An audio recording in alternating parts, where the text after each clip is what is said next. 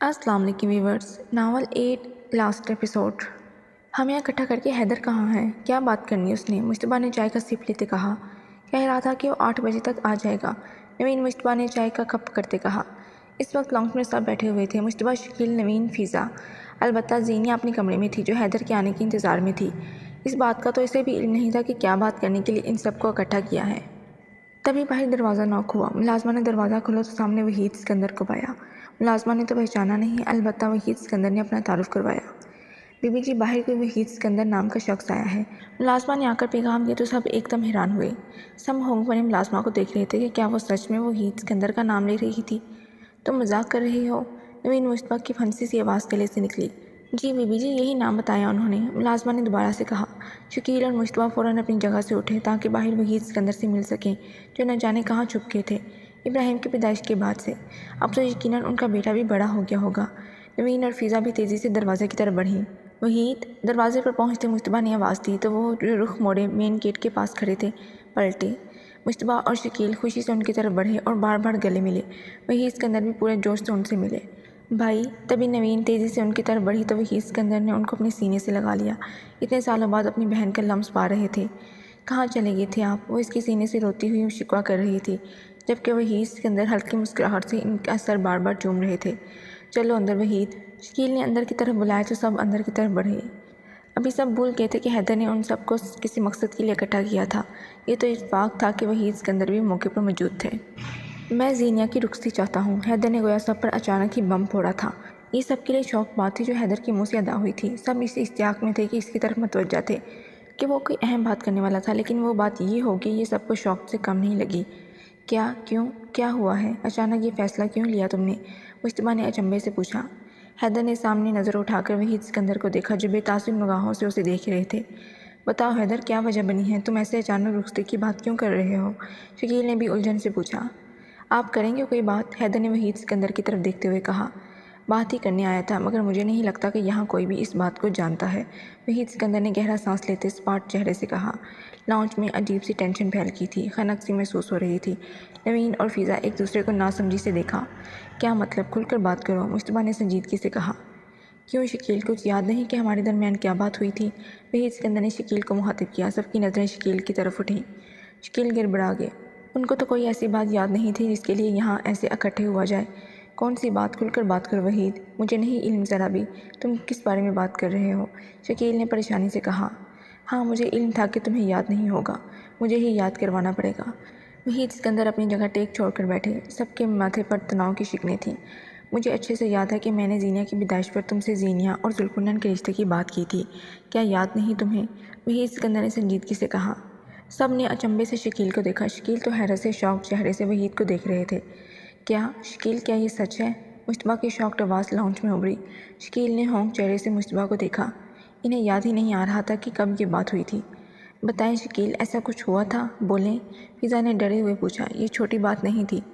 یہ کب بات ہوئی ہماری؟ مجھے یاد ہی نہیں آ رہا، شکیل نے اپنے دماغ کے جوکنوں سے الجھتے ہوئے کہا۔ حیدر اس وقت خاموش بیٹھا تھا۔ اندر کی اصل بات اسے بھی نہیں پتہ تھی۔ ہم شکار پر گئے تھے، میں نے بہت چاہ سے تم سے کہا تھا کہ مجھے زینیہ اپنے ذوالقرنین کے لیے چاہیے، تم نے ہاں کہا تھا، میری بات کا مان رکھا تھا۔ وحید سکندر نے مزید الفاظ ادا کیے۔ ایک دفعہ پھر سب کے سروں پر بم گرا تھا۔ سب نے ایک دفعہ پھر شکیل کو دیکھا۔ یہ کون سا انکشاف تھا؟ شکار؟ شکیل نے ناسمجھی سے وحید سکندر کو دیکھا۔ تبھی شکیل کے اپنے دماغ پر مسلسل زور ڈالنے پر انہیں کئی سالوں پہلے کی بات یاد آئی۔ انہیں وہ شکار کا وقت یاد آیا جب ان دونوں میں سرسری سی بات ہوئی تھی، لیکن شکیل کو تو علم ہی نہیں تھا کہ ان کے دماغ سے نکل جائے گا اور وحید سکندر اس بات کو بھولیں گے نہیں۔ اوہ ہو، شکیل نے اپنا سر ہاتھوں میں گرا لیا۔ ان کو سمجھ نہیں آ رہا تھا کہ وہ اس بات کو کیسے ہینڈل کریں۔ یاد آیا کچھ؟ وحید سکندر نے کہا تو شکیل سر اٹھا کر انہیں دیکھا۔ یار، وہ تو ایک عام سی ہم دونوں میں بات تھی، تم نے اپنی خواہش سامنے رکھی تھی اور مجھے کوئی اعتراض بھی نہیں تھا تمہاری خواہش پر، لیکن وہ کوئی حتمی بات نہیں تھی وحید، شکیل پریشانی سے بول رہے تھے۔ انہیں تو یہ بات سلجھانی ہی نہیں آ رہی تھی۔ آپ نے ہمیں کیوں نہیں بتایا؟ مشتبہ نے شکیل سے کہا۔ میں کیا بات کرتا مشتبہ، وہاں ایک عام سی بات ہوئی تھی، سرسری سی خواہش کا ذکر کیا تھا۔ اگر یہ کوئی حتمی بات ہوتی تو میرے دماغ میں رہتی۔ میری بیٹی زینیہ، میں اس کی زندگی کے ساتھ مذاق کروں گا؟ میرا تو دماغ سے بالکل یہ بات نکل گئی تھی، شکیل نے صفائی پیش کی جو ضروری بھی تھی۔ حیدر فی الحال خاموش تھا۔ ساری بات اسے سمجھ آ گئی تھی، لیکن معاملہ پھر بھی بگڑ گیا تھا۔ میں سیریس تھا شکیل اس وقت، وحید سکندر نے سنجیدگی سے جواب دیا۔ ان کے بیٹے کا معاملہ تھا، وہ ایسے معاملہ ٹلنے نہیں دے سکتے تھے۔ بھائی صاحب، آپ اگر ایسا کوئی ذہن رکھتے تھے تو گھر ہمارے سامنے بات کرتے، یہ تو آپ دونوں کی ملی بھگت ہے، بچے اس میں پھنس رہے ہیں۔ فضا شکیل نے افسردگی سے انہیں دیکھتے ہوئے کہا۔ یہ بات بولنے والی ہے بھلا، میں نے شکیل سے بات کی تھی جس کا صاف معنی ہے کہ میں ایسا ذہن رکھتا ہوں، اسے بھی چاہیے تھا کہ یہ بات کو کم از کم آپ سب سے شیئر کرتا، یہ کیسے بھول گیا؟ وحید سکندر کا لہجہ تلخ ہو چکا تھا۔ میں معذرت کرتا ہوں اپنی اس غلطی کی کہ مجھے یہ بات بالکل بھی عام سی لگی، میرے ذہن میں نہیں رہا اور آج بھی تمہارے یاد کروانے پر یاد آیا۔ تم اس بات کو سیریس لے رہے تھے تو بتاتے تو۔ شکیل نے دوبارہ الجھ کر وحید سکندر سے کہا۔ وحید، تم خود کی طرف بھی تو دیکھو، بابی کے انتقال کے بعد تم بچوں کو لے کر نہ جانے کہاں چلے گئے، کوئی رابطہ ہی نہیں تھا، کوئی ذریعہ نہیں تھا کہ تم سے رابطہ کرتے۔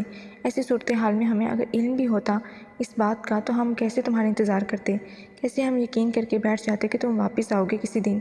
مصطفیٰ نے بھی اہم بات کہی جس پر سب کا اتفاق کر رہے تھے۔ مانتا ہوں میں کہ جانا پڑا اچانک اپنی جاب کی وجہ سے، لیکن مجھے لوٹنا تھا۔ میں تو اس بات کو بھولا ہی نہیں جو میں نے شکیل سے کی تھی، اور وہی بات میں نے ذوالقرنین کے دماغ میں بھی ڈالی، اس کے دماغ میں بھی بالکل بٹھا دیا تھا کہ زینیہ اس کی دلہن بنے گی، اور اب یہ سب اتنا بگڑا ہوا ہے۔ وہی اسکندر نے سب کو دیکھتے ہوئے کہا۔ اس کی آنکھوں کے سامنے بس ذوالقرنین کا چہرہ بار بار آ رہا تھا۔ دیکھیے میری بات سنیں، اب حیدر بولا تھا۔ سب اس کی طرف متوجہ ہوئے۔ جو کچھ بھی ہوا اس میں نہ میرا قصور تھا، نہ ہی زینیہ کا، نہ ہی ذوالقرنین کا۔ آپ بڑوں کے درمیان فیصلہ ہوا تھا، جو بھی ہوا، ہمارا نکاح بھی آپ سب کی رضامندی سے ہی ہوا، لیکن اب جو ہم یہاں بیٹھے ہیں اس کا کیا حل ہے؟ اب اس بات کا آپ سب کیا حل نکالتے ہیں؟ حیدر نے تحمل سے سب بڑوں کو دیکھتے پوچھا۔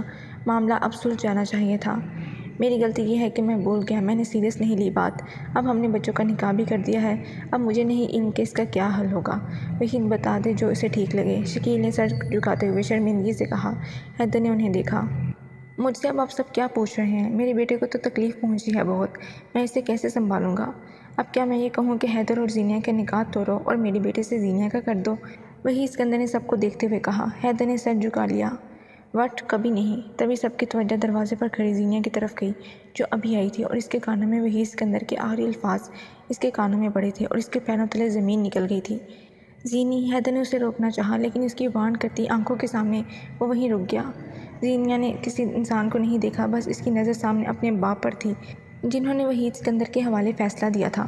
وہ تیز قدموں تک ان تک پہنچی اور گھٹنوں کے بل ان کے سامنے بیٹھی۔ بابا میری بات سنیں، نکاح کوئی کھلونا نہیں ہے، یہ نکاح آپ سب کی رضامندی سے ہوا تھا۔ میں نے حیدر کے علاوہ کسی کو نہیں سوچا آج تک۔ میرے ساتھ ایسا نہیں کر سکتے آپ سب، اگر میرے ساتھ ایسا کیا نا تو بھاگ جاؤں گی بہت دور، اتنی دور کہ میرا سایہ بھی نہیں ملے گا، میں سچ کہہ رہی ہوں۔ اس کی آنکھوں میں دیکھتی بولی۔ وہ کہیں سے بھی نارمل نہیں لگ رہی تھی، اس کو جو ڈر تھا وہ وہی ہونے کو تیار تھا۔ اپنی کہہ کر وہ فوراً اٹھی، اس کو انتظار نہیں تھا کہ وہ ان کا جواب سنتی۔ فوراً سے اٹھی اور واپس تیزی سے دروازے کی طرف مڑی کہ قدموں کو یکدم بریک لگی۔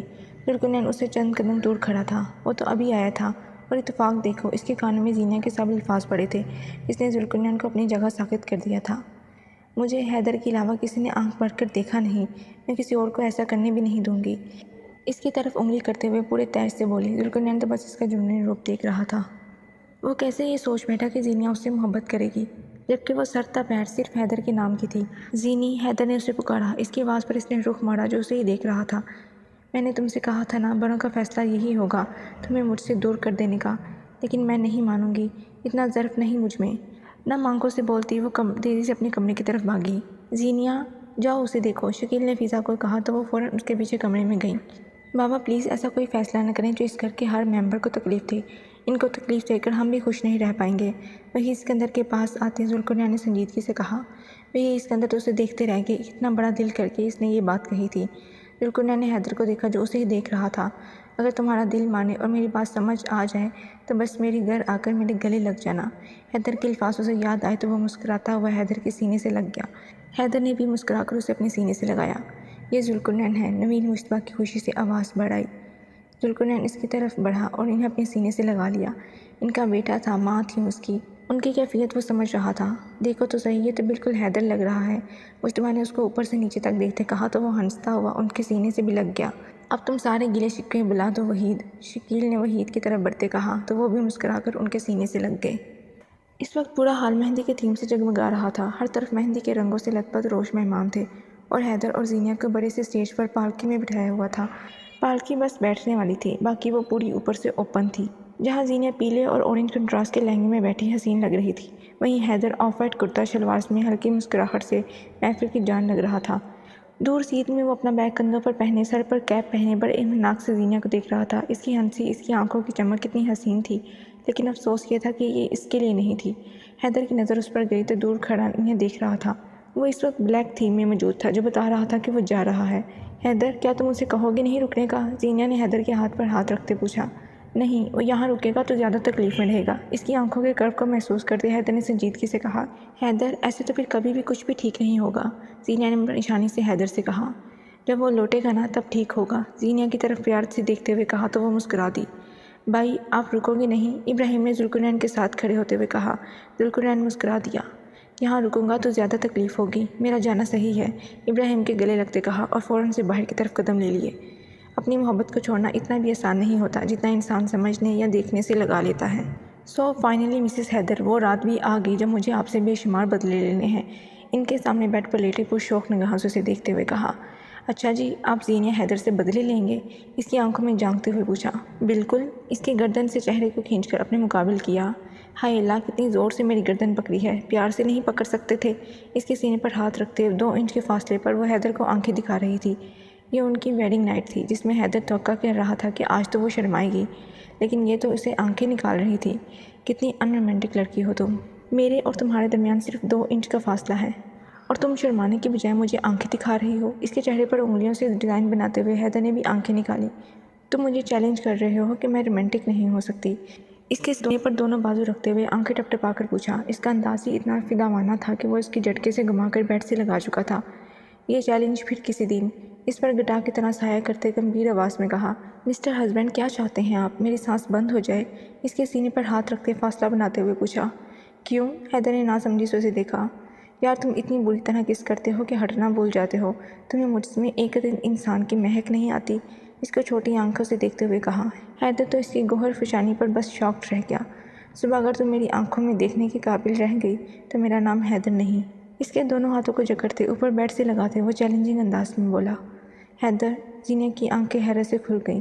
جانے حیدر، شادی مبارک، اس کی تھوڑی پر لب رکھتے دل فریبی سے کہا۔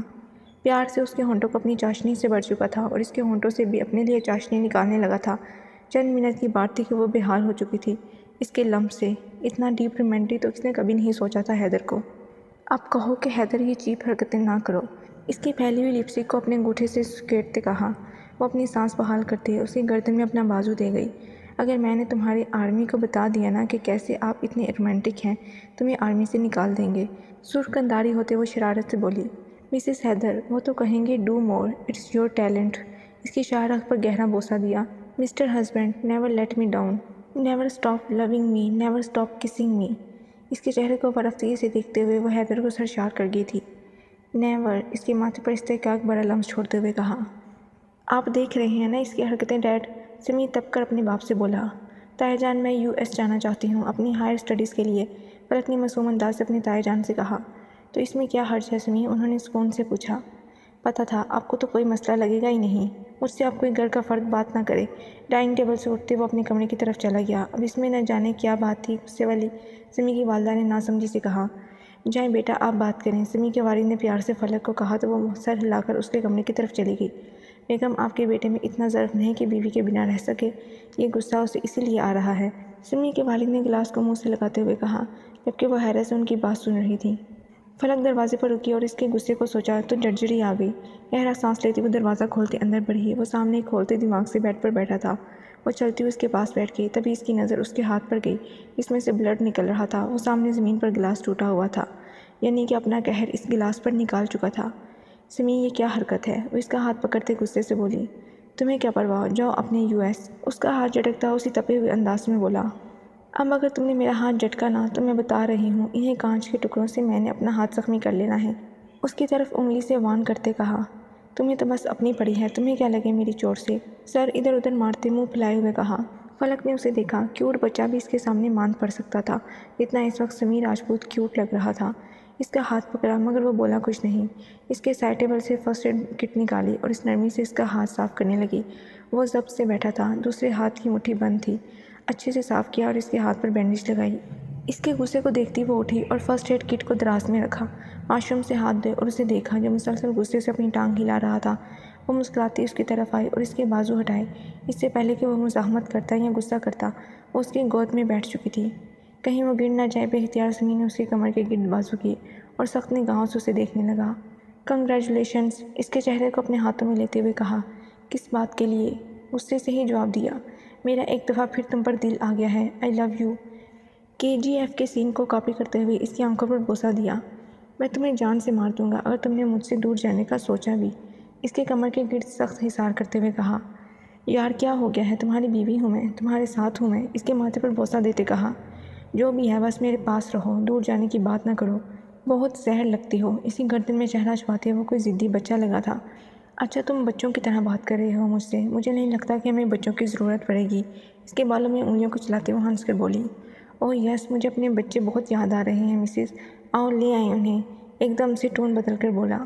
نہیں نہیں نہیں سمی، نو، اس کے اظہار میں پھڑپڑاتے ہوئے بولی۔ جی سمی کی جان، اس کی گردن پر بوسہ دیتے خماری سے کہا۔ سمی، وہ اس کی مزاحمت بھی سب سرک کر گیا۔ کس نے کہا تھا کہ اس موڈ میں اس کی گود میں بیٹھو، جبکہ وہ جانتی تھی کہ وہ تو موقع ڈھونڈتا ہے اس میں گم ہونے کا۔ دوسری طرف ذوالقرنین مصروف تھا اپنے مشن میں۔ اس کا دل اس صورتحال میں نہیں تھا کہ وہ رک کر زینیہ کو کسی اور کے ساتھ دیکھے۔ بے شک اسے حیدر کی ہی رہنے دینے کا فیصلہ اس کا تھا، لیکن اتنا بڑا بھی اس کا دل نہیں تھا کہ سب اپنی آنکھوں سے برداشت کرتا۔ شاید جب وہ دوبارہ لوٹے اپنے گھر والوں میں تو ایک نئی داستان جنم لے۔ جن راتوں میں نیند اڑ جاتی ہے، کیا قہر کی راتیں ہوتی ہیں، دروازوں سے ٹکرا جاتے ہیں، دیواروں سے باتیں ہوتی ہیں، اشوب جدائی کیا کہیے، انہونی باتیں ہوتی ہیں، آنکھوں میں اندھیرا چھاتا ہے جب اجالی راتیں ہوتی ہیں، جب وہ نہیں ہوتے پہلو میں اور لمبی راتیں ہوتی ہیں، یاد آ کے ستاتی رہتی ہے اور دل سے باتیں ہوتی ہیں، گر گر کر بادل آتے ہیں اور بے برسے کھل جاتے ہیں، امیدوں کی جھوٹی دنیا میں سوکھی برساتیں ہوتی ہیں، امید کا سورج ڈوبا ہے، آنکھوں میں اندھیرا چھایا ہے، دنیائے فراق میں دن کیسا، راتیں ہی راتیں ہوتی ہیں۔